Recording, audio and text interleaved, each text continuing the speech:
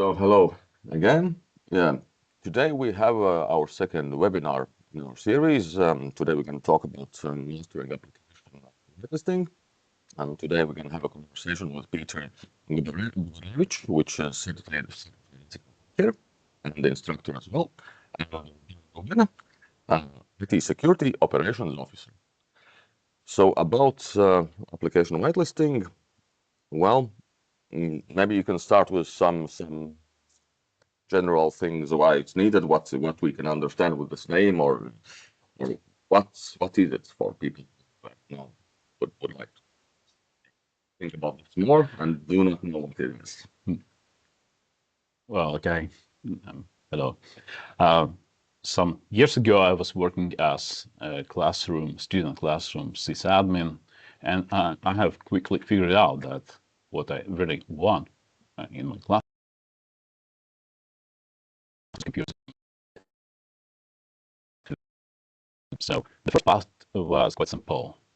So you just simply never give admin permissions to users, to visitors, to students, to employees, and so on.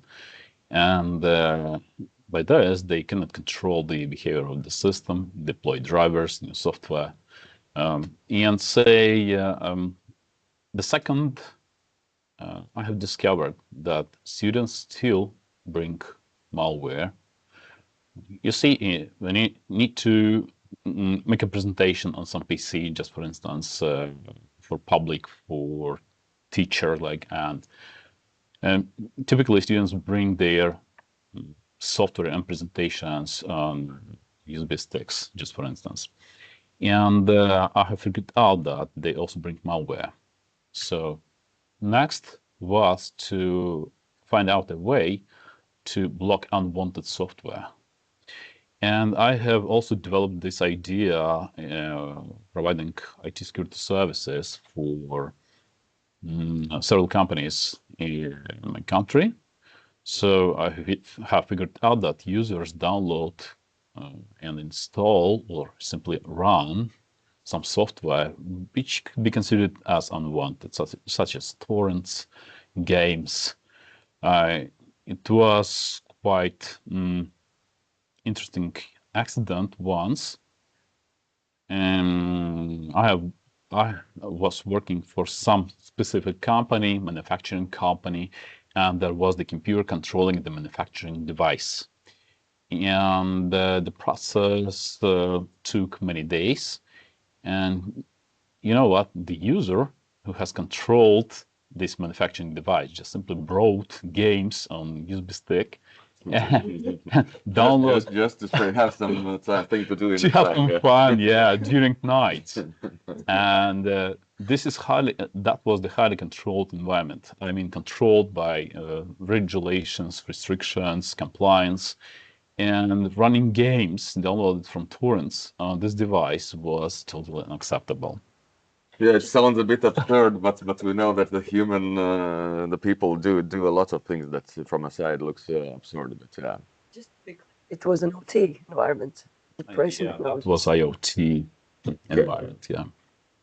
Wow. So you know what? It was quite useless to talk about this, to argue with users. They just simply, yeah, you're right. And the next night, they bring new games. Yeah, the same thing happened. Yeah. So I figured out that there is a technique called application whitelisting, which could control which applications could be run on the computer. And this concept is not any new to computers. Say, if you look closely to firewalls, to access control lists, say on file system, for example, NTFS file system, you will figure out that everything is controlled by whitelisting. It's like the traffic will not go until it's permitted to. The traffic will not come inside or outside the company, or say you cannot have the access to some specific file or folder or some specific access such as read, write, or something until you're permitted to. So In contrast, typically users are permitted to download and run anything on their PC. In most cases, unfortunately, yes. Yeah. Well, So this could be the part of an idea of lockdown of the computer. Some guys like this word, like locking down the PC. How do you work with this PC? So you see, some try to avoid words like limited user count, limited privileges. Why you limit us? No, for me it's like standard. yeah, basically, you don't need access or rights which you don't use every day in your work life or in your environment. Yes, it's like when you go by a bus. Mm, You don't need to give the steering wheel to each and every passenger. Yeah, It's not necessary. it's not it's not necessary. Yeah. About this approach, about whitelisting, historically there has first was the blacklist approach where you just don't allow things you don't want, but whitelisting is more concrete, I would say, more strict, as you only have allowed to restrict everything, deny all except what you need. Yes, frankly, this is totally opposite approach to maintaining systems. This is like what you have at home. Who's permitted to enter your home? Only The, listed persons. the home Wi-Fi routers usually have the question: do you have a whitelist or blacklist on what devices can connect to your home Wi-Fi? And Yeah. most home Wi-Fi's usually don't have any restrictions. Anyone who knows the password, let's hope there is a password. It's not the default one. And it's not the default one. Yeah. So yeah, I suggest for the home users as well, and the approach is the same as enterprise. Just do the whitelist if you have your own devices. Just allow your own devices connect the same as you would do in the enterprise network. Only companies' devices which are allowed, and then applications that say it. Yes, let me stress that even in application whitelisting, the general idea is still the same. It fits all the environments. That's my point of view, that it fits your home environment, it fits your small business environment, and even larger companies. So it works well.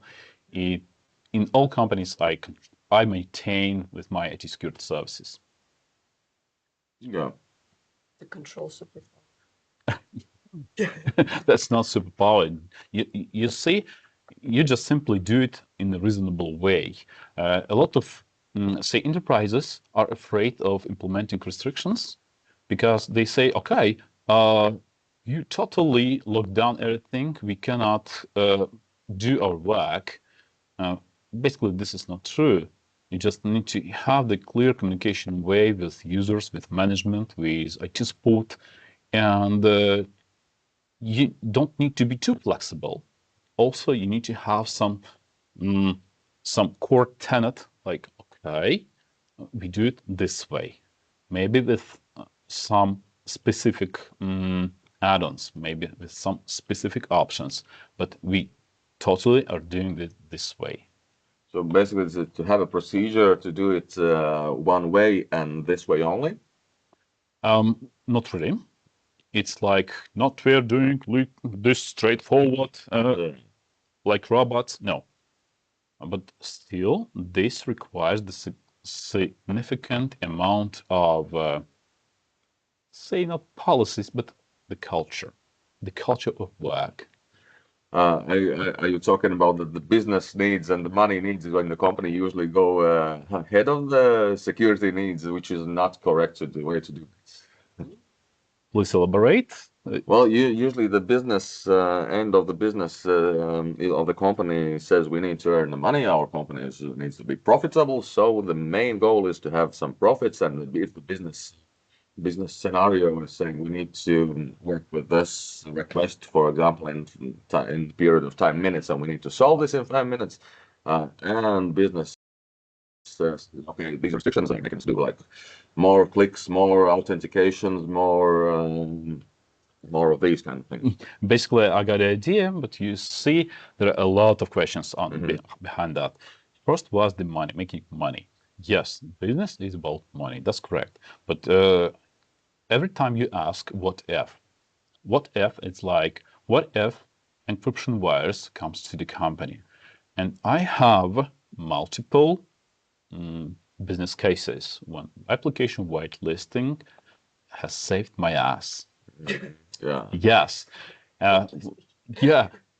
Frankly, one accident a year ago was totally crazy.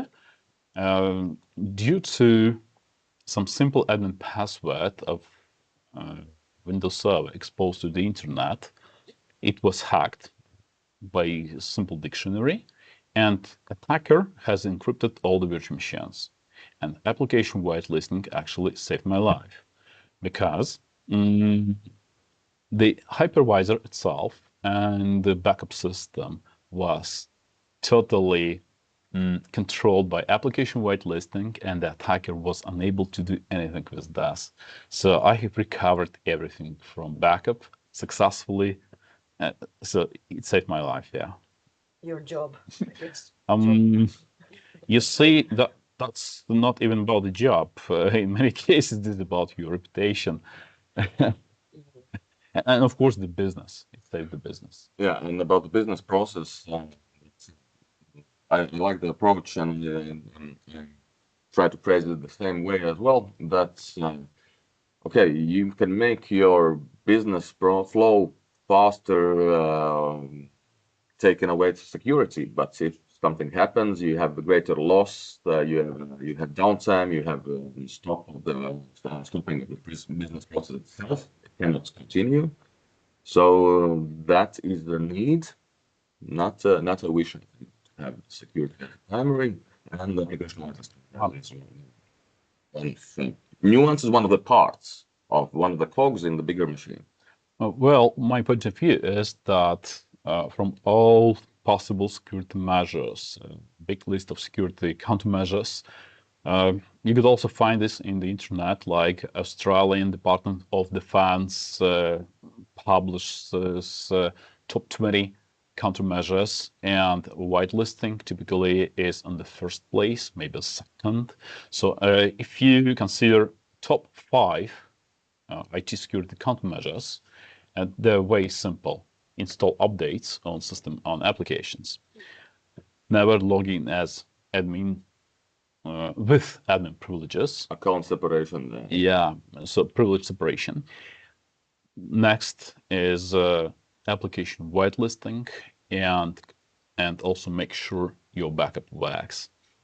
Yes, I think backup is one thing, but if it's As you not might know, working, there is no backup. Yeah, but testing your backup is one of the yeah, I've seen this mistake a lot, that people don't test their backups. Yeah. As you might know, all admins are split by 3 categories, not 2, but 3. The one who has no backup yet, the one who Keyword yet.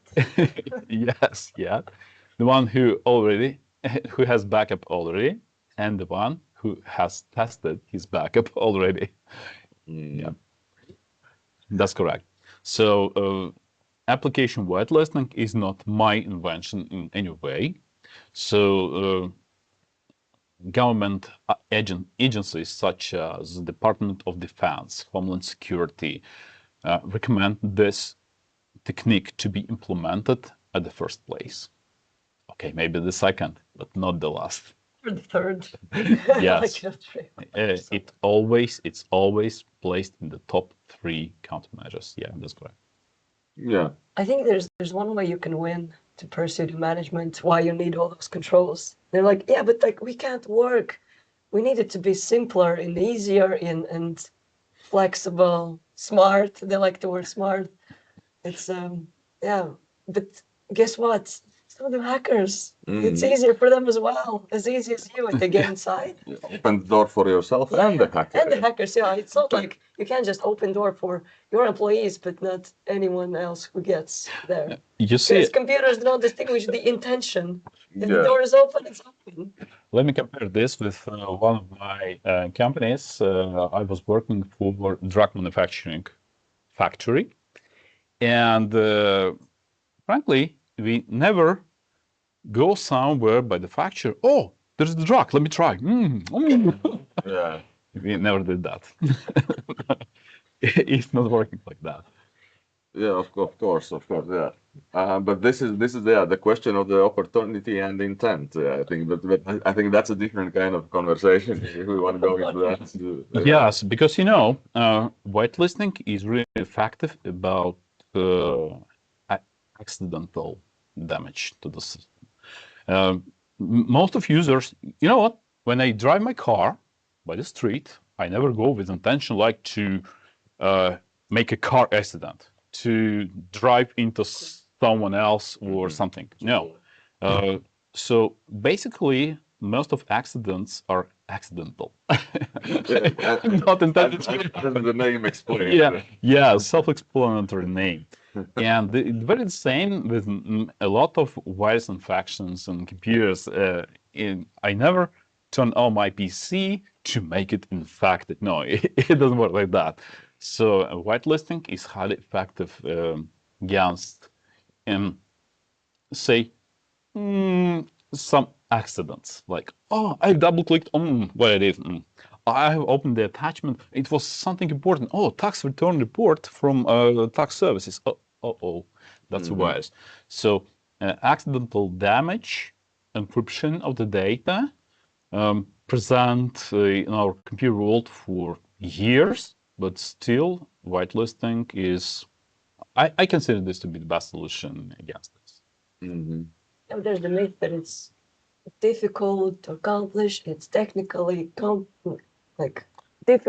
People don't know how to do it. IT teams do not know what it is, how to implement. That's why it's not popular because it requires to do proper homework.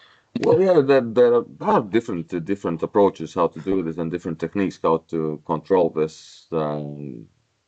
Peter, probably you're going to talk more about this, about the techniques, about code signing certificates, about checksums, and how to verify that this is your software. This is because if we need to update software, so it changes as well. It can change functionality. It can change.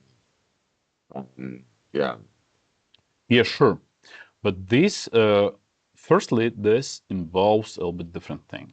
Yes, you need to have some good tools. You need to select the product or the policy, or maybe you need to make decisions about how to filter applications like code signing or path hash. Yes, but everything begins with totally different thing. And this is the culture. What I have discovered during my experience is that security, in most cases, begins with ordering things. When you sort out security subjects, you sort out security objects, you sort out permissions, and you figure out that, yes, that's the way the security works. Yeah, I know that security, basically the fundamentals of security are limitations. Yeah, I know. But anyway, for me, the first place in security is to make it sorted. So clean up the mess. Yes, so clean up the mess. Know what you have and know what to use. And know about the mess in the first place.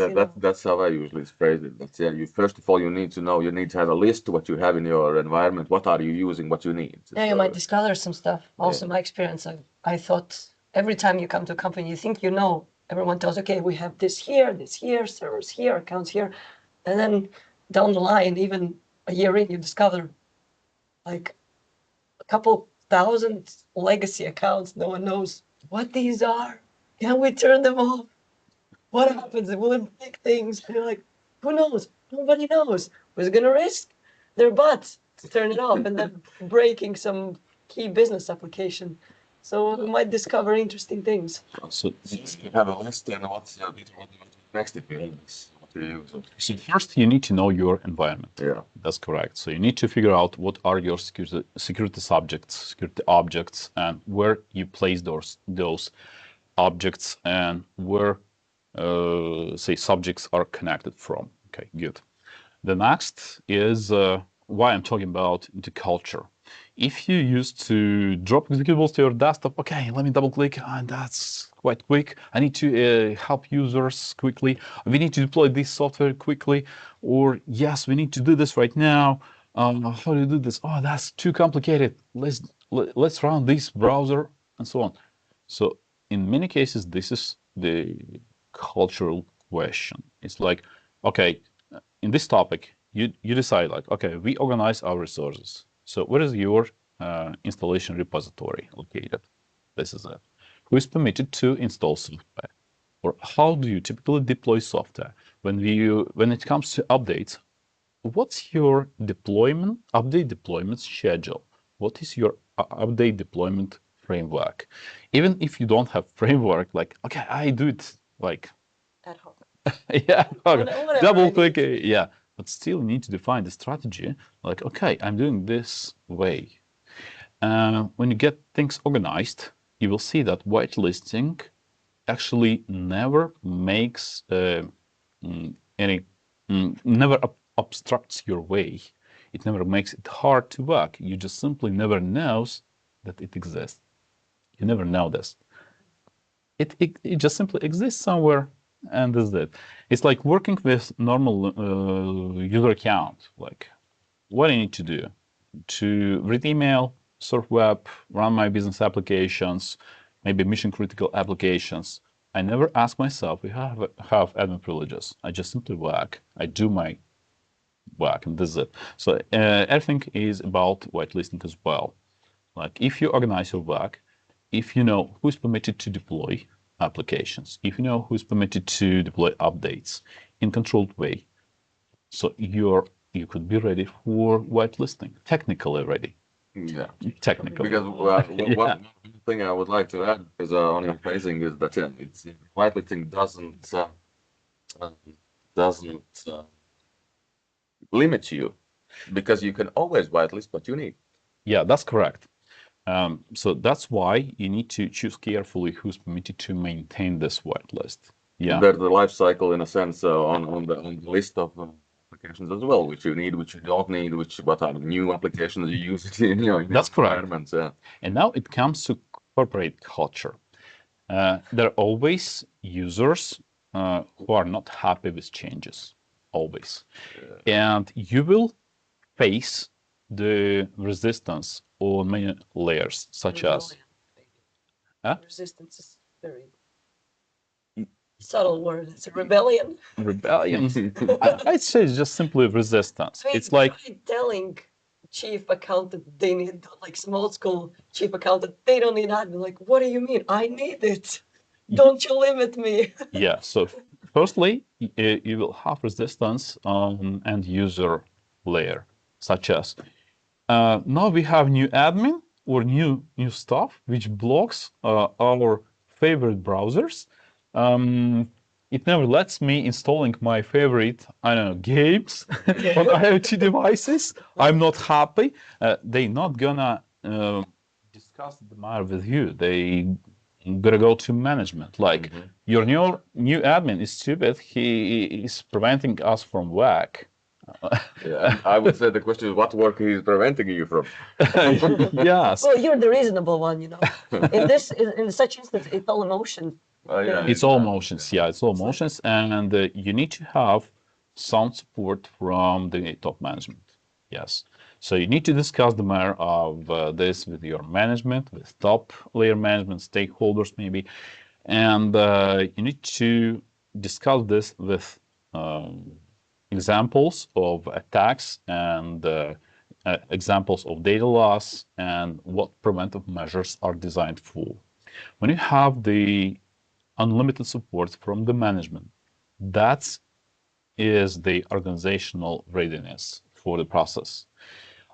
If this could be your initiative, any complaint, just simply any complaint, filed to the management will stop you from working. They will say just simply, you block our users from working. They're not gonna discuss this like if you really do. They just simply don't like you, and this is it, because you came with restrictions. That's the general idea. You came with restrictions, and now users are not permitted to do what they used to. IT support guys are not permitted to download random stuff from the internet and install it. Games. Games. Ransomware, yeah. Remote access software. Yes. Yeah, Against anyone. I'm working in medical industry at the moment, And all remote access to medical data should be identified, authenticated, and authorized. And when you install tools such as, just for example, AnyDesk, so who is that guy who's connecting from a remote site? You never know. Confirmation of the. Yeah, so that's why when you discuss this matter with IT support guys and they say, we used like that for 10 years now, what you are saying, like, you cannot just simply block their work and this is it. You need to provide them some other way of work, more convenient, more secure. And when I come with restrictions to a company, I never do like that. Okay, you stop doing this, you stop doing that. No, there's the more efficient way to do what you want to do. So if you want remote access, let it be in controlled way. Let it be authenticated, authorized, logged, and so on. Offer a safer and in a best way, more easier, more convenient, less clicks. Yes, yes. And when you just simply like block USB sticks, they say, come on, it's just simply destroying our work. But if you provide them a way, an easy way to deploy software, like you say, you double click this group and everything take place automatically. And they are happy actually. They say, yeah, I never know. It's generally a good idea before you take something away, you provide better or the same, at least the same alternative. Yeah, same or better or like something. Yeah. But you are correct that in Latin we have this saying as well: the fish rots from its head. You need support from the management as well, and and in this case, I think it's more of a conversation, understanding that unfortunately after the precedent, it's too late. Yeah, but that's not how people's mentality work. The fact that we have to do something so that something bad doesn't happen. They don't like. It's like, yeah, but we're not that interesting to hackers. We're small or blah blah. I've heard it so many times. But what works well is trying to implement fear. So you show, at least from my experience, I show a lot of real life examples, like really big ones of companies hacked and all the dirty things, secret billing from that. And in time, it starts working. People get paranoid first, and then they're really paranoid, but it takes time. Yeah, it's a but you have to show, but you have to show example, not just because you say, but because here's what happened to this company. Trust you, only your word. You need examples. Yeah. You show this article or this, this whatever, like, oh, look what happened to this company. Well, no, look what happened to your partners. So every time, and they're like, oh yeah, that just got real, We probably should think about it, but it takes time again. Yeah. Let me elaborate this.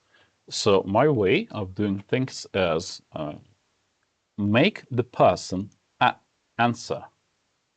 Responsibility, you mean? Yeah? I mean, no. It's like you ask questions. You don't feed them with your techniques. You just ask questions. What if? What will happen? What will happen in case of encryption? Are you ready? What you gonna do? What's your plan? And they are like, we're probably gonna do this. We're gonna call a guy. We have backup. Well, show you. Could you please show me your backup? I don't know, where is it? Oh, I made it half a year ago. But it's there. Yes. But I know it's there. Just trust me on my word. Yes. So. So in this case, the person typically tries to go through this potential threat and make answers themselves. It's not like I recreate good answers or something. Yeah. So I just simply ask questions. What if?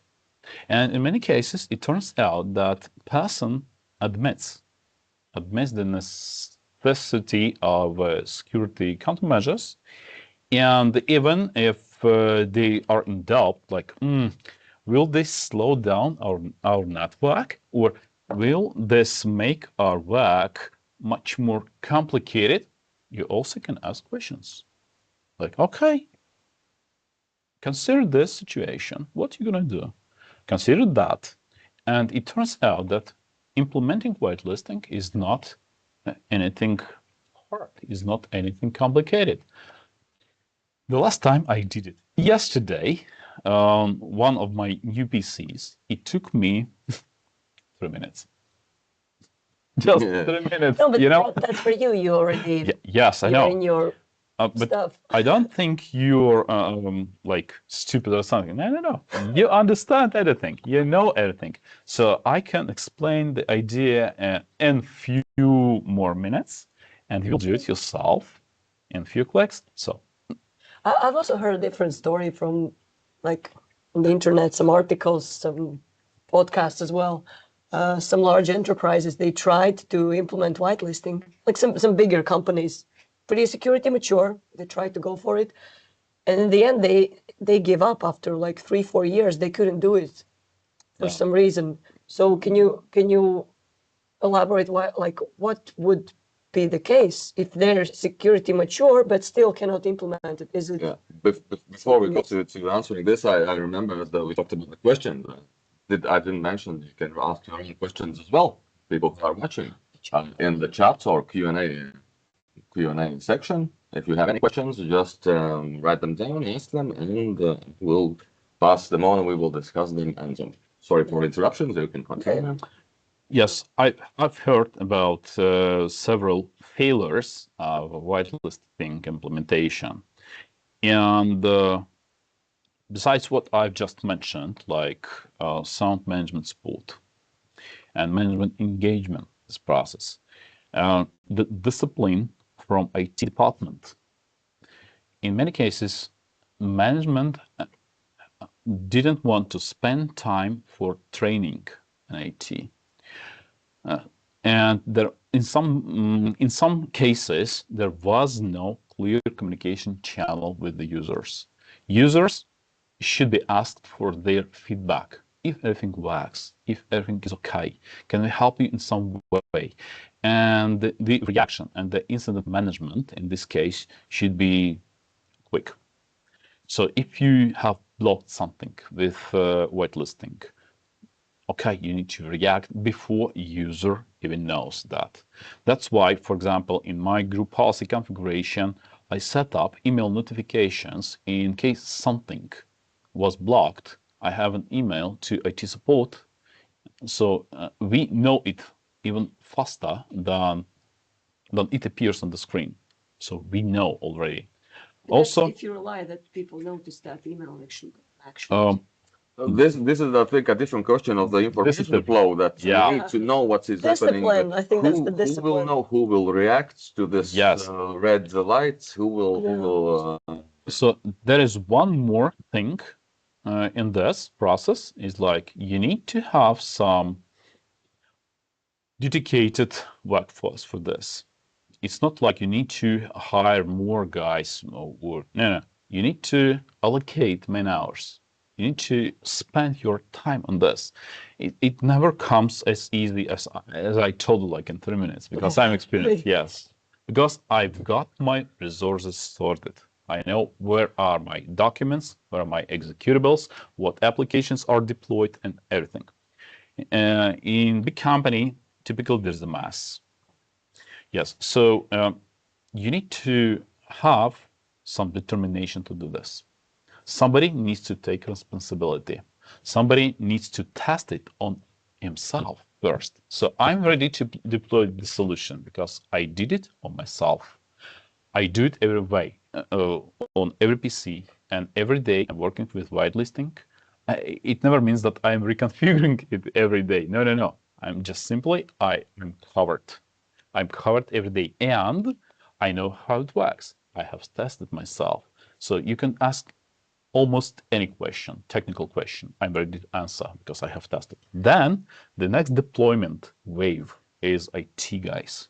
So when everyone is in IT got familiar with the technology, they never afraid of this. My typical failure was like I deployed the solution and IT support guys like, okay, you have deployed, you go support it. Good one. And when user calls, like something is not working, they just simply never give a Yeah, just accept it. thing. They just simply, oh, that's because of your new technology. Yeah, so you go troubleshoot. Pass it on to Yes, that's your fault. But in most cases, it wasn't. Especially if you got prepared. Before enabling restrictions, I perform audit. So I enable whitelisting in audit mode, and then say for a month, I collect logs. Because most of whitelisting solutions write a log, detailed log. For example, Microsoft App Locker. It has a log in the system, so it tells you directly, if there was the enforcement, this executable could be blocked. All right, so you analyze the logs. You need to make decisions, like what do you do with this specific executable? Say, IT support guy double clicks TeamViewer on desktop. Surely this is going to be blocked. So the next question, what are you going to do about this? So the question is, who is authorized to make decisions, and what decisions could be? Like if you just simply prohibit running, this will not help you. Users will get angry. IT guys will get angry, and management will get angry, and you will be just simply stopped in deploying the solution. Then you need their buy-in. Yeah. So you need to make reasonable decisions, such as, okay, guys, let me do what? Let me move this executable to program files folder. Is it okay? It's all right. It's all right. And let's make shortcut on your desktop. You're happy? Yes, we are happy. And then this positively passed the whitelisting. Now I'm thinking about the auditing for Yeah. a month. Isn't there a case where just bombarded with those notifications about stuff being blocked? This depends how deep you want to go into whitelisting. It's like if you just simply want to block executables. So it's like based on just access or like executable scripts and so on. But if you want to block DLLs, you need to analyze the behavior of applications. A lot of applications were written by developers. Let me show the case. I have worked with some Latvian company providing cash machine solutions, just some unnamed company, and they dropped their data into C Windows folder, program files, temp, and the root of the C drive.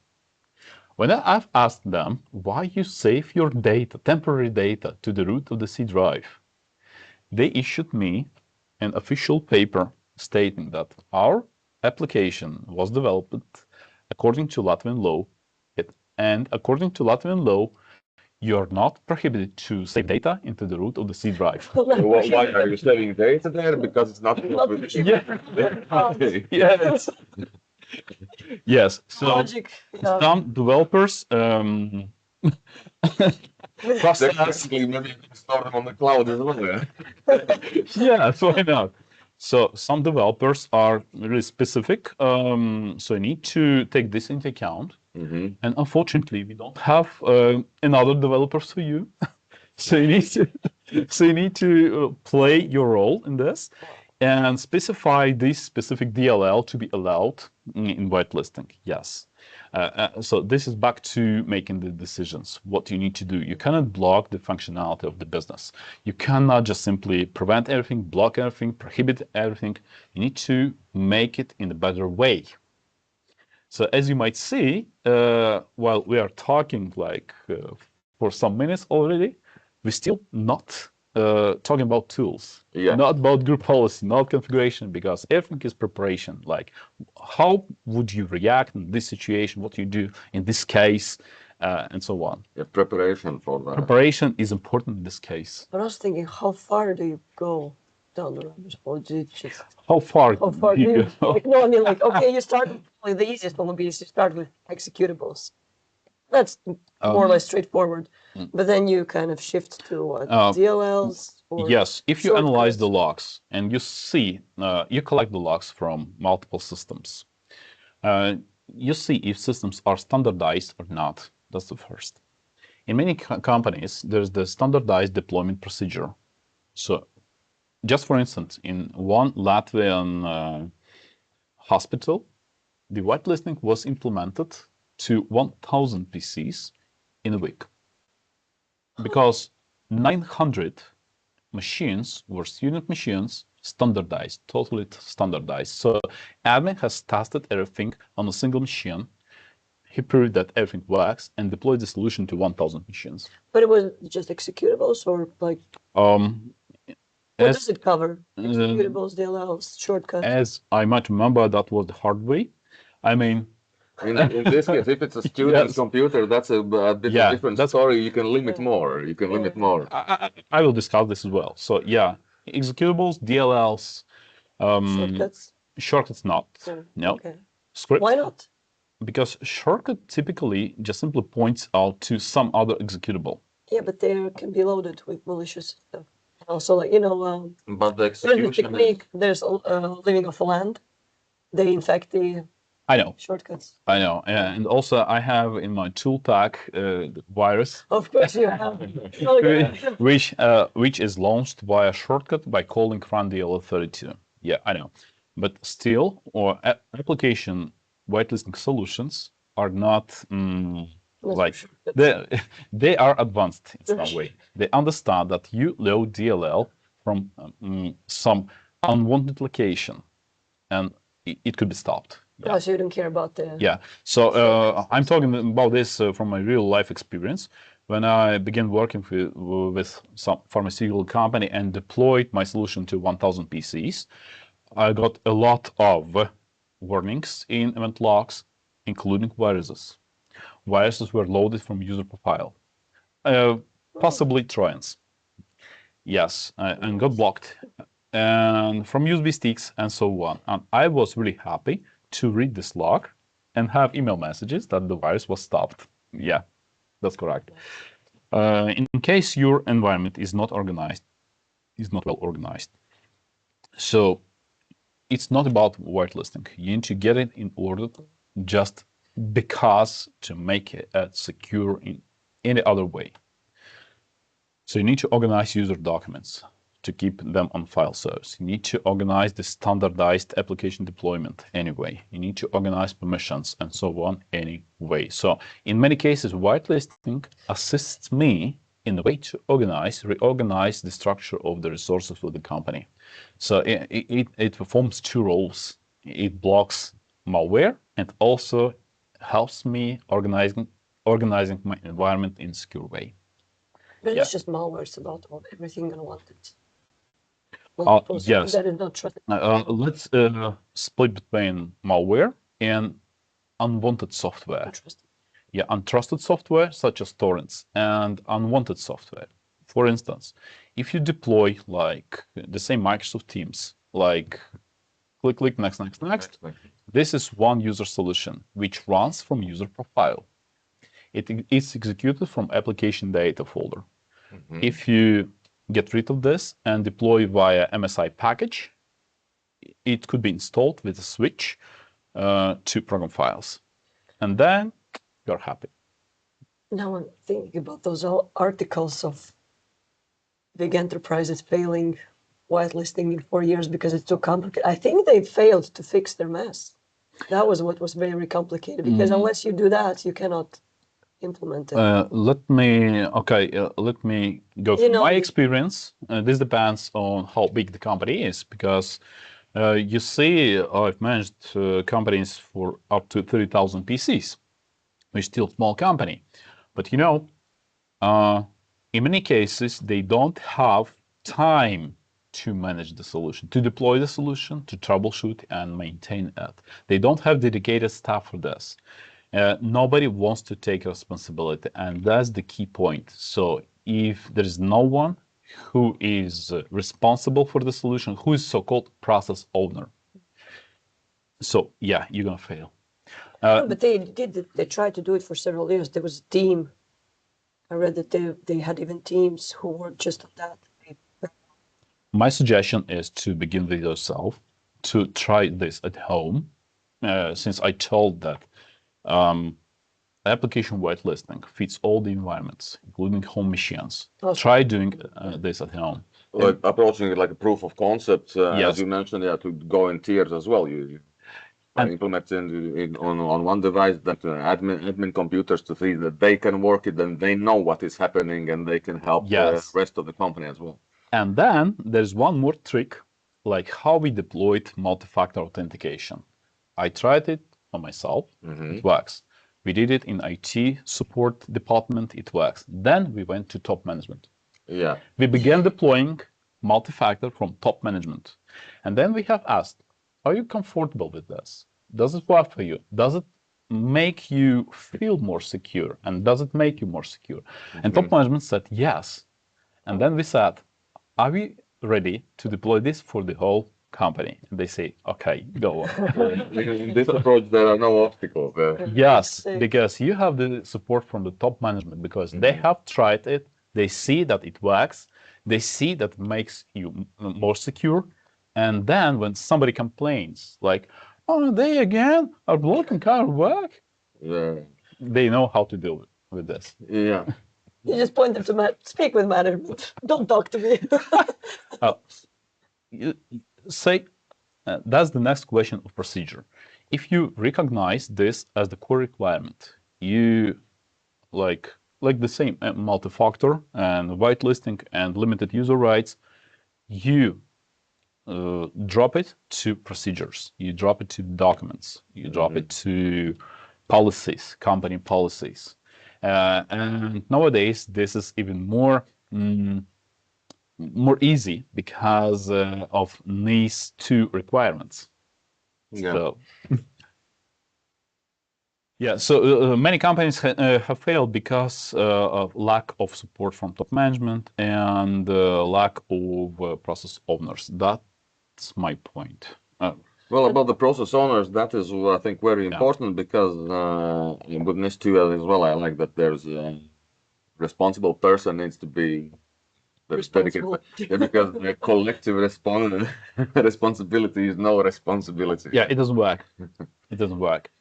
Of course, there are issues that could be issues with technical tools. You need to understand first, before you buy any solution or before you implement any solution such as group policy, you need to understand that tools never make processes. If you don't have a process for example, ticketing system, if you don't have the process of registering user calls and registering its incidents and incident management, so no any help desk tool will help you because you don't have the process. If you don't have the process of application deployment and updates, whitelisting will be the obstacle because everyone got frustrated, like nothing works, we need to disable, we need to install, we need something. But any tool is bad until there is a responsible person, the process, and top management support. Yeah. So in this case, there are plenty of tools. Typically, I do it with group policies, but group policies are limited in some way. For example, you need to be Active Directory joined. Okay, you can do it on a single machine. Like I have group policy on my machine as well. I can demonstrate this just a little bit later in a few minutes. The idea is that I have configured group policies on my machine. It works. I'm happy. But say, what about Linux machines? Yeah, good question. What about group policies on Linux machines? All right. Well, you could join them to AD, but it's not that simple. You have to install Not that simple. So my way is, I consider the project to be successful if it's deployed on 90% of systems. So you don't touch Linux? Sometimes, no. It depends. I'm not a Linux guy. If you want, I can test you with Kali, and that's enough. Yes. So I'm trying to take responsibility of the whole process and help IT guys develop this way. So if you want, you can ask me technical questions. I will gonna tell you what to do. You can ask me organizational questions like, what do you think? What's better for this Google Chrome? is it to be moved to some other folder or maybe deployed via MSI package or maybe some other way? And I have the answer. Yes, you uninstall the single user version and deploy MSI package. Okay, good. So user will not lose their experience. They still have their favorite browser deployed, yes, but in controlled way. So, and also talking about updates, I had the accident in one of my companies when the browser was updated automatically. Accidental accident. Yes, and a hundred of users were stopped, were prevented from working because some specific business analytics system stopped working. So since that time, I tried to deploy applications via deployment solutions, and of course, I'm taking into account whitelisting. So always disable automatic update. This is kind of the opposite what we tell people. Well, Yeah. I wouldn't say always, because if there's a specific third-party application with some kind of functionality and probably maybe web interface or something like that, this I have my solution. Okay, for third-party. I have my solution anyway. This is very typical with whitelisting as well as updates and everything else. You need to deploy in waves. Mm-hmm. First, you deploy to some automatic enabled system, such as some domain controller, some file server, some specific line of business application or server or workstations, which you can handle. In case the update, like If something breaks, you can have a time to yes, fix it. It doesn't break exactly. the whole. Previous week, we had a bad update which destroyed printing subsystem on our print server, and we have enrolled this update in waves, and then figured out that the first wave already detected that this is bad update. So I have declined this update on my Windows Update server and uninstalled it. Mm-hmm. Now I know that the impact was lowered to 10 systems. And the second wave could be bigger, such as IT department and selected employees from the business. And the next wave could be everyone, or maybe even bigger wave. Very the same we do with whitelisting. We never enable it on the whole system. Like, Production. yes, let's kill the production. No. First, okay, after performing audit and deciding what to do with specific executables, like to add to whitelist, to remove, to prohibit, yes, and maybe to move to some other folder, we deploy it in waves. Again, the wave is me, My buddies. my buddies, and more users from business, more servers from business, and next wave, next wave, next wave, until we complete, say, 90% of coverage. Until you come to Linux, you're like, man. And macOS on user workstations. And as you might know, nowadays the perimeter of the network is everywhere. Oh, yeah. It's like here. Yeah. That was one of the things. Yeah, the next is access control, and that's a problematic in this. But my suggestion is to have your first good experience. Like if you do it well on your Windows machine, it works for a month or maybe longer. Then you are ready to deploy your solution to the next machine, to shift to the next step, to the next maturity level. Yeah. So if you cannot deploy your whitelisting solution to your mobile phone, it never means that you need to stop doing this. It's like the way you describe how you deploy everything, the strategy, it sounds like it's like a business plan. So how you sell it to your customers. So first you use the trusted customers to make it more, to spread the word around. That's cool stuff. Trust the customer yourself. Yeah. That's correct. That's correct. And then again, how deep you go into the rabbit hole. For example, you have asked about DLLs scripts, but there is one more dimension in this. Do you cover admins? This is really hard question, actually. If you just simply enable whitelisting for normal users, so admins can install applications with no anything on the or anything bad on the computer. So you just simply no obstacles, you install, and this is it. But could you please tell me who's the most dangerous user on the system? Well, the admin. Admin. The privileged one. Privileged one. Yes. The rights. It's not necessarily admin, because for our users, say developers, they need to install stuff. You could also protect them as well. You could have 2 user accounts with them. Like you need to update your Visual Studio, you'll log in as admin. Whitelisting, you could also take it into account. But my suggestion is you never start with developers. Never begin with them. So you try on yourself, on simple users, on other users. And then when you have some piece of success, you can try checking developers. Well, I would approach this that you have different scopes of people who are doing different things, different scenarios, and start with the simplest scenario, Yes. with the most common cases.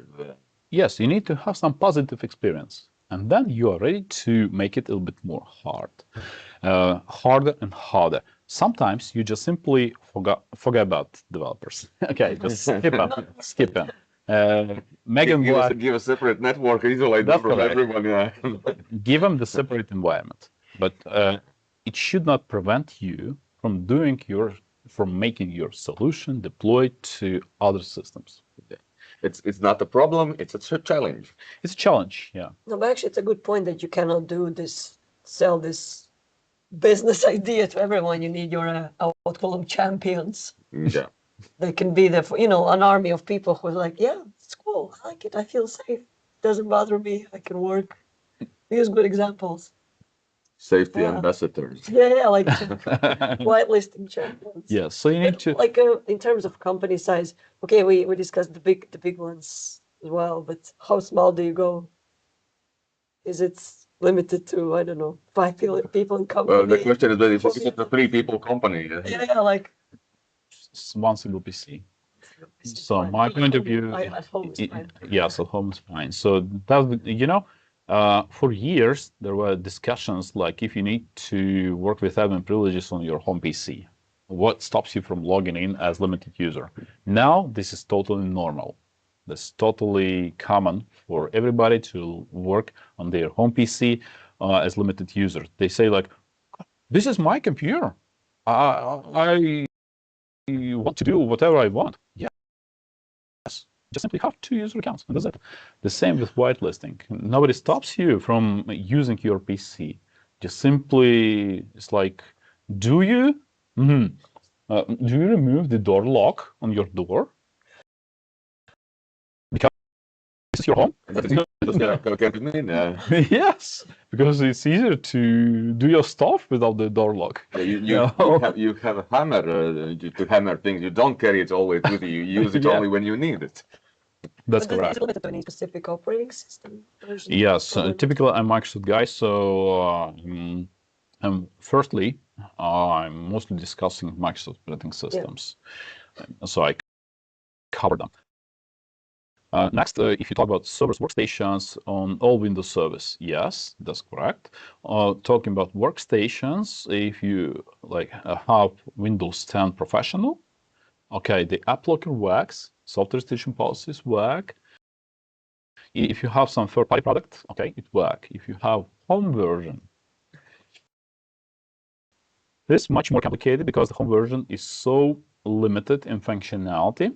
It's hidden from the user, so you can install third-party tools. It's gonna work, but I cannot suggest you using home systems at all. That's my personal point of view. I tried to do it. I broke my Windows 10. It still works. Yeah. I'll have a lot of error messages popping up because I broke. How should I say it? I broke into the whatever was hidden, and I took out the group policy where you have the group policy, because home version doesn't have group policies. But I found I probably shouldn't say that's my reputation. I found some weird funny script on the internet that broke out, but it worked. Well, a lot of discretionary access control lists work on home version, Yeah, but that's good still, policies. due to multiple issues, my suggestion is to skip it. That's my point of view. Also, from my experience, I Yeah. tried to do it. It's turned messy. Yeah, if you have home version, Yeah. There's a way why it's the home and yeah, they Yes. enterprise environments. They're either they don't have Yes. Yes. But I consider your data to be valuable if you work in the enterprise or are you home user. Your data matters. It's not like you're authorized to lose your data because you're a home user. No, this shouldn't be like that. No, Your no, no. data matters to two people, to you and to the hacker. Oh yes, yes, yes. But with Windows 11, pretty much the same. Windows 10, it's already kind of going into the past. So Oh, Windows 11 again. yes, we will see. We will see. I followed this process from 90s. Microsoft changes their operating system frequently, but they never drop the security.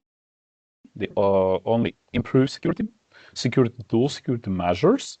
So I expect whitelisting to be widely deployed, even more on more wide basis. For example, Microsoft has implemented Smart Screen in their browsers. Okay, good, but this is reputational based system. So the next question is, when you implement whitelisting, is it based on path, hashes, reputation, What is the certificates? thing we trust? Yes, this could be a kind of, I think this should be kind of separate technical session. But in general, so I try to organize my resources by path, and this reduces stress because hashes are good. If somebody glues a virus to your executable, so hash changes. Yes, so infected executable will not work. This is good. This is totally fine. But this is a hell trying to manage hashes across the enterprise. And then you could be unsuccessful. If you try to hash everything in your enterprise, you'll just simply do it from 24/7. I don't think you can, because whenever its software is updated, the hash changes. Yeah, of course, any change. So it's like you'll just be doing that every day. Yes. And that's it. Sometimes it's useful for some specific applications, because when Microsoft has invented application whitelisting first in their operating system, it was not targeted as security feature. If you Google a bit about this, you will find that Microsoft said whitelisting via group policies is not a security feature. It's like to filter applications by some way. And a lot of admins now utilize group policies, such as software restriction policies or app blocker.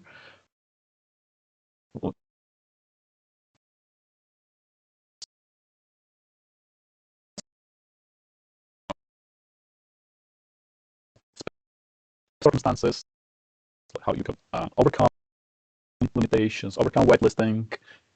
Being the ethical hacker, I know a lot of, let's say, ways to go through whitelisting, yes, but it never makes it unneeded on your system in a way. It's just one of the layers. It's not Just one more layer. panacea. It's Like not they a say, panacea, yeah. but still, it's like, shall we use a belt in a car? It's not. Is it a panacea? Might help. It might help. Probably will. It might help a lot. Should we utilize all the features, security features in cars, or not? Because is it the panacea or not? It's not, but we still use a lot of security features, such as belt, such as name whatever, anything like bumper or big. Or hands-free system, for example. It's hold the phone in Yes. one of your hands. We don't Not kind of hands-free. Basically, yeah, so improves security, but yeah. dramatically improve security. Yeah. Airbag. Also. What? Airbag. Airbag feature, yeah. Shall we stop using it because Because we have of? seatbelt. Yeah, No, we wouldn't no, think together. no. So if you follow the defense in depth strategy, this is one important part, one of the most important part of your strategy. Yeah, and say talking about if we can discuss the limitations of the security, like how easily we can overcome whitelisting. Well, I would say it's a yes or no question, but not how easy. It depends, I guess. Well, I would say it depends on the what whitelisting you itself adopt, and what you how. Yes. Yeah, so if you manage your whitelisting in a hard way, sometimes it's much easier to trick admin to feed them the malware to be deployed to the system. Yeah. Yes. Human person is easier to crack than well-configured system. Yeah, that's correct. So even if you have it in easy way, still okay, you can overcome whitelisting limitations with scripts, like PowerShell scripts. PowerShell tries to figure out if your system is protected with whitelisting. It has built-in mechanism system. It tries to execute a simple script from temp folder. If it's blocked, PowerShell detects whitelisting and switches to constraint mode. Okay, yes. but I counterproductive. Yeah, by limiting a set of available commands. Yes, but still you can use PowerShell.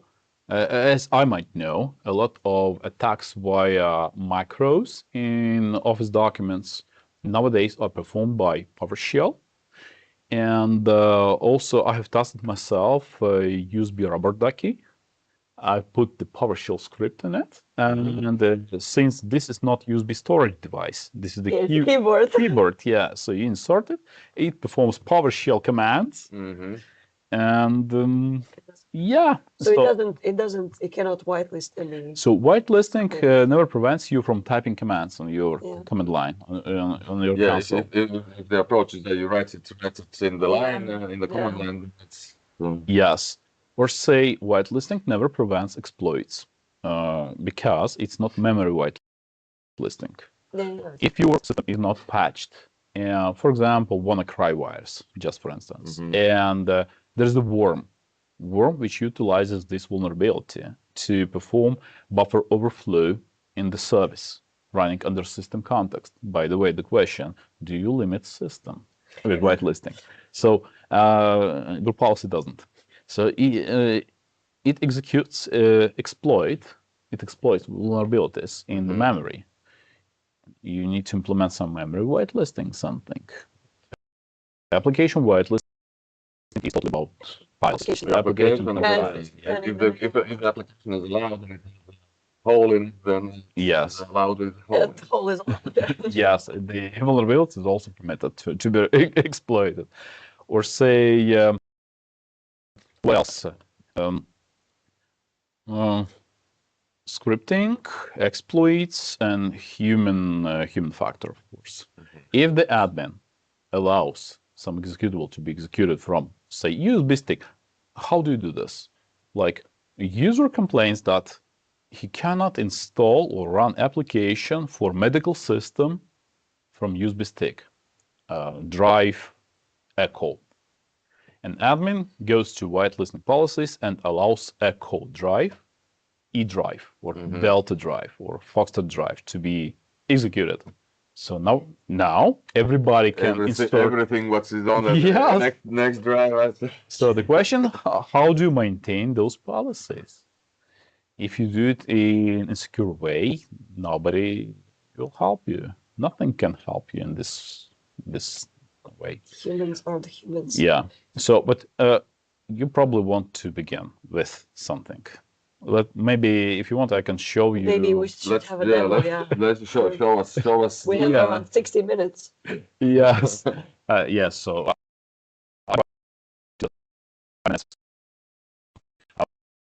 It should didn't have any system impact, right? User wouldn't even know.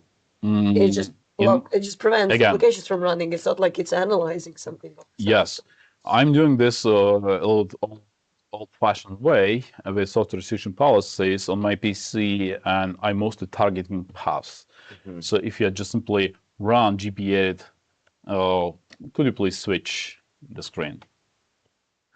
Yeah, so I'm running group policy management on my machine and navigating to Windows settings, security settings, and software restriction policies. I have created basic policy. Right-click, create policies, and yes, I have switched to default disallowed mode. Yeah, that's correct.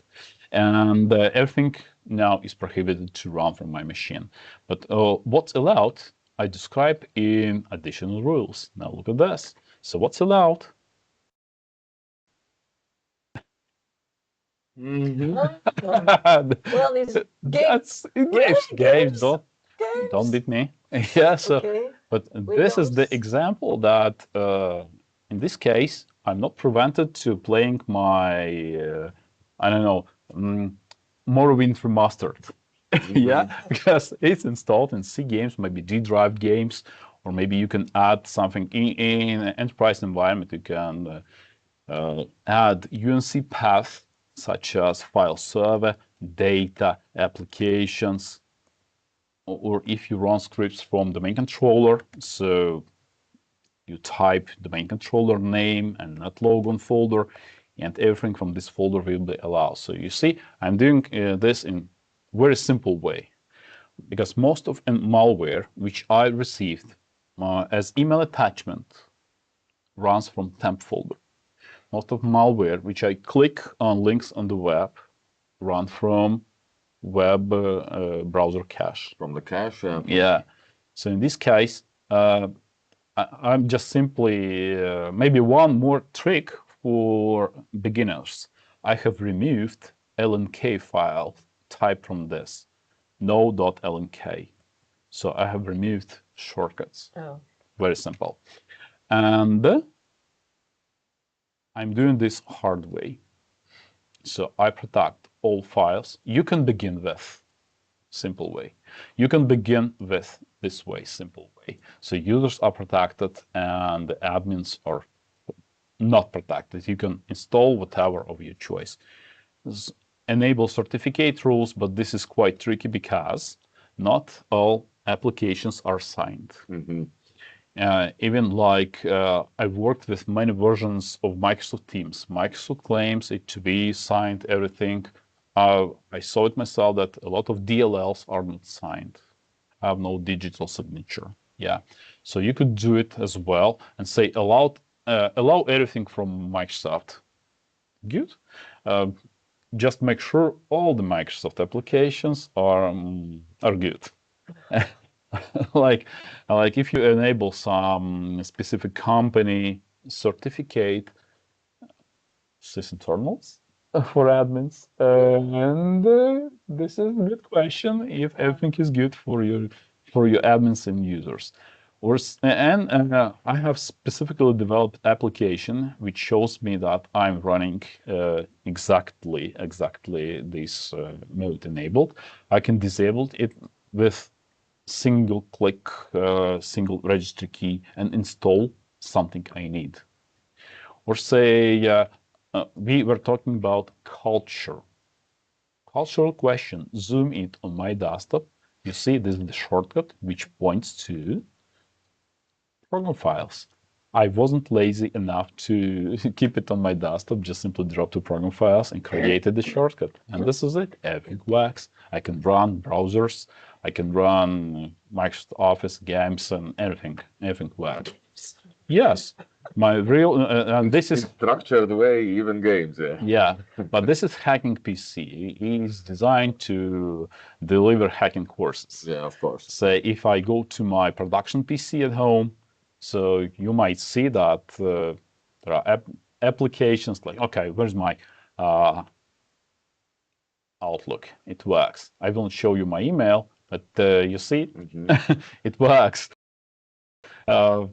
Say my Excel works, browser, like I'm surfing web, reading new articles about vulnerabilities. Yeah, so everything works because everything is placed in order. I keep my documents in documents. I keep executables in program files. And also I can add some additional path in case the application doesn't want to follow the rules. Yeah.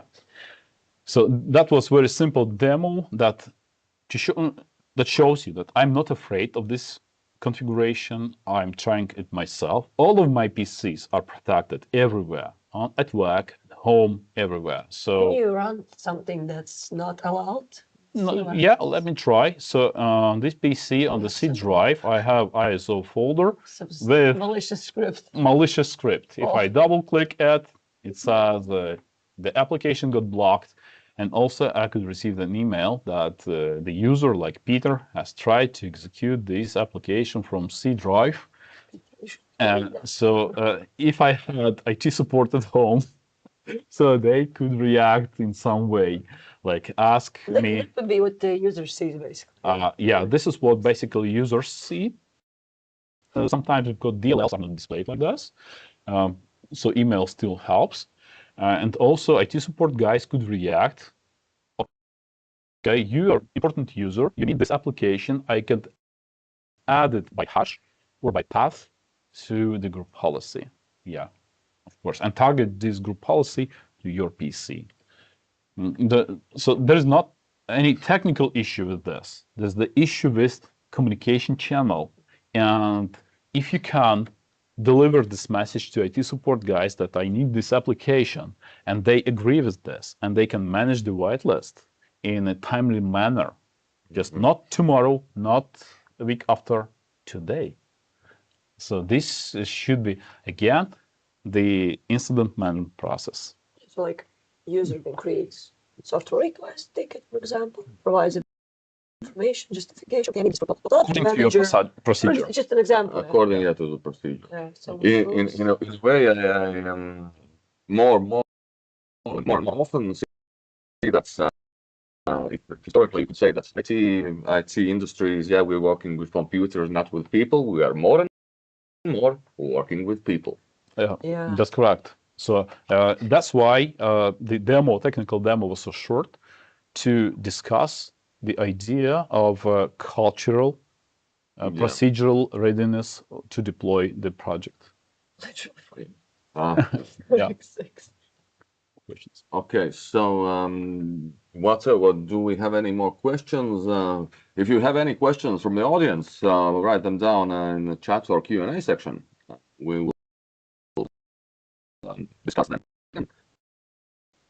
So it's approach, planning, giving the plan time and resources. It's the approach when you need to analyze what you're doing with PC and place your resources to their corresponding places. Yeah. In the math, yeah. And you can automate a lot of these things, but first of all, you need to input some time to see what. So you can automate only after understanding and figuring it out. And because I love automation lots, you can save a lot of time in automation, but you need to understand fully what is the process, what you need. That's correct. If you enable auditing, like you collect security logs from many PCs, you analyze what app blocker tells you, like this application could be blocked, this application could be blocked. And what's your reaction on that? If you're planning to add this application to the whitelist, okay, you do it. You need to have some decision-making process. In many cases, there's the single person who decides, like, okay, we allow this application. It's even better than nobody. It's better than nobody. Yeah, of course, it's better than nobody. Sometimes IT department sends me the request that we need this new application to be added to whitelist. Okay, I trust you. You have analyzed the requirements. You see there is no way to avoid this. Okay, I extend my policies. Go. Still, this is not malware. Yeah, we can choose to trust anything we choose to trust. Then the next question is how is the trust based on? Yes, but your procedure should, from one point of view is like your procedure shouldn't be overcomplicated. People don't like Yeah. that. Yes, yes. You need to show that you're open to people and you are ready to shift your, say, policies to adopt to To the accommodate the situation. business needs. That's correct. Yeah. Well, I just mentioned something about also cost implications. You mentioned about there needs to be man hours counted in. How about the software side? Yes. If you have the right license, you can already, it's inside Windows environment. You can pretty much go and play around. Yes, there are a lot of big tools. I suggest you having experience with Drupalsive first, and then when you have this experience, you know all the obstacles, you know the business value of this. Now you can choose what tool the best fits your requirements the best. Before that, I suggest not buying any tool. Just No, try. there's no need. It's already, Yes, you buy, you this is pay for like Windows. You I can had when experience in one of my companies, we built a big firewall with deep inspection capabilities, everything, paid a lot of money. And guess where is this firewall? On the shelf. Yes. Yes. Yeah, that's correct. Well, yeah, with those tools, I usually say you need the money, time, and knowledge for the tools. You need to buy the tool, or maybe if it's free, but you still need money because you count some man hours and time you need to understand how to use the tool, to use the tool correctly, because that's very important. Process owner, training of IT. Yeah. Yeah, you need to spend some hours. Yeah, and this should be a procedure as well. How you implement a new tool into your system. You need to try it out.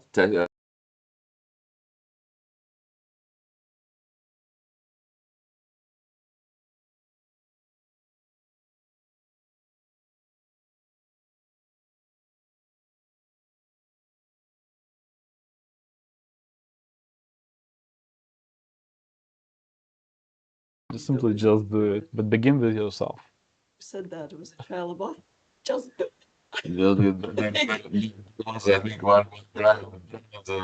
Raise it was trial about just as well.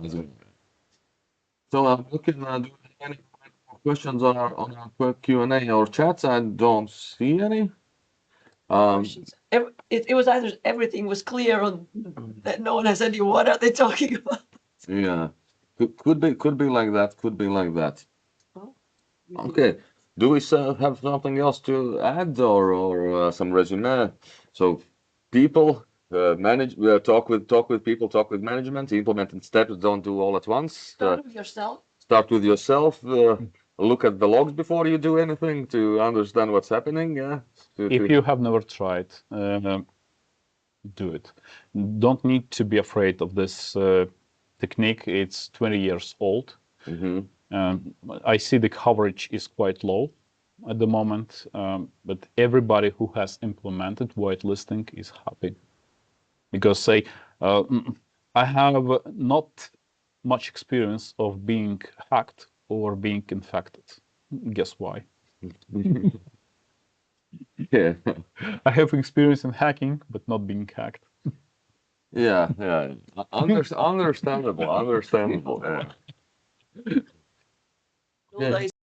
Self, Oh, what would I do? How would I? well, yeah. You usually it's the way. Yeah. How would I? It never means that there were no attempts. There are no uninteresting targets. Anything can be an interesting target. Yes, I can see it clearly. I see hacking attempts of my home systems every second. Every second. Not Well, every minute, Oh, it's every connected to second. internet. Oh, yes. I know what I'm doing. I collect security logs and see what's happening. yeah. Sometimes it's good to install the honeypot. Basically, not Not for every company. yes, not for everybody. Okay, then anything else to add for today's Well, topic? my work for me if I want to implement. Now A lot of Okay, this was our second webinar in series. So we are finishing then this one. There will be a third one at the second part of May. We will have a specialist from Belgium, Tom, security expert, and we will look what's happening inside the ransomware attack. So yeah, that will be on the second part of May. But today, let me have a last check if we've maybe some questions have appeared more. No.